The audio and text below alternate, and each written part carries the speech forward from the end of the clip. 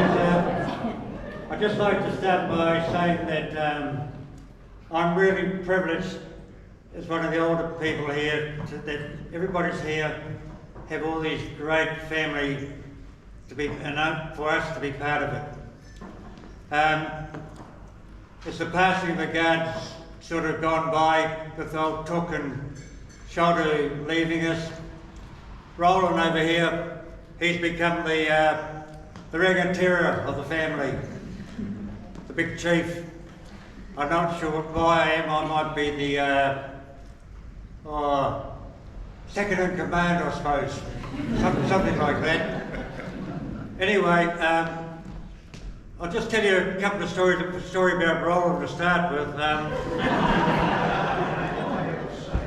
I used to work at a farm at Whangarā, and I was sort of trying to court Jan to sort of leave me on the string a bit, but she rang me up this day and she said, "You wouldn't believe what I saw today." I said, "What?" She said, "I saw your brother Roland." He said, he's walking down the street with Jenny Bruce, and they're holding hands, and they got to McCulloch's, and she said he gave her this big passionate kiss.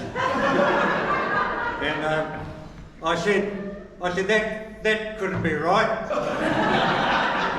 I said he's got this girlfriend in Hawke's Bay.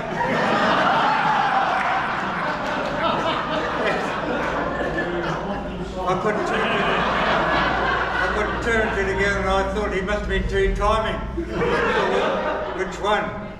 But anyway, to cut a long story short, Jenny swept him off his feet. I couldn't believe it.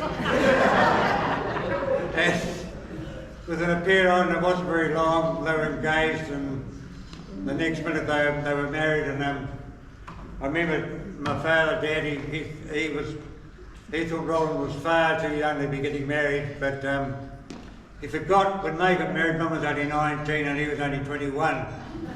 So it was just the passing of the guard. It's just a pity it's overcast here tonight because I was going to take you all outside and show you a landmark. Way out here high in the hills, there's a place called Te Ruanui. Te Ruanui was the family farm, and I had the privilege of working there for the last 4 years. It was owned by the Matthews family, and it was very, very steep to go up. Once you get over the top, there's this beautiful land, nice and easy rolling country. But on top of the ridge, there are these 4 big dugouts. They were about, I don't know, from here to the end of the about 4 metres long, about this deep. And they were in the Maori Wars. They would have dug them out. And they were a bit of a curse for me because when we were going around the sheep you could get cast them all the time.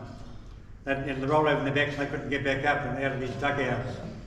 But anyway, one day I was there and I picked this sheep up and I saw this shiny sort of smooth stone sticking up out of the ground. And in those days we all would a butcher knife on our belts. Anyway, I got my knife out and I dug around it and I found this beautifully carved stone. It was about that thick, beautifully rounded all around it, and it had a handle on. And in the Maori Wars, they used them in close combat. And obviously, if they hit you on the head, you were dead. So we had that for years, and when we shifted to Australia, for some reason or other, it got lost because it was a really valuable piece of history for the Matthews family. But to go back to probably when we were kids, we used to go to Granny Matthews, and she was like the Queen.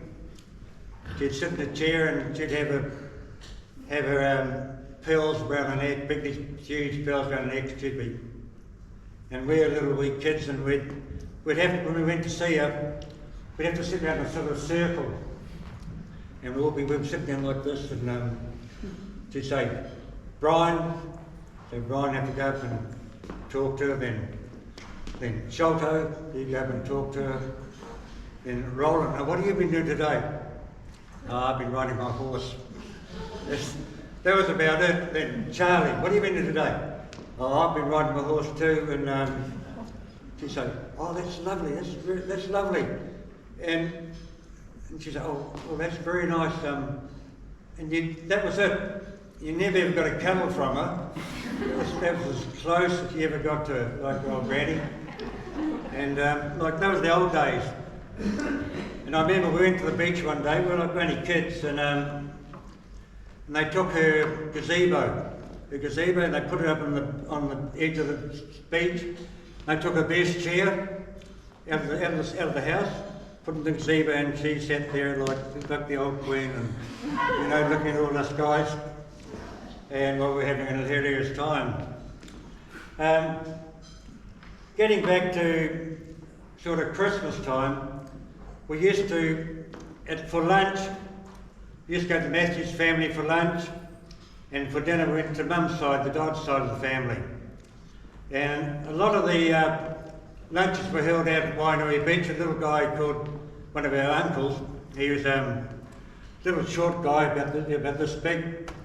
He had a moustache and crew cut hair, and Shoulder would walk, and Shoulder was his favourite bloke, and he'd say, and how are you, Sholto Charles Henry Matthews, Willows Road, Mataferro?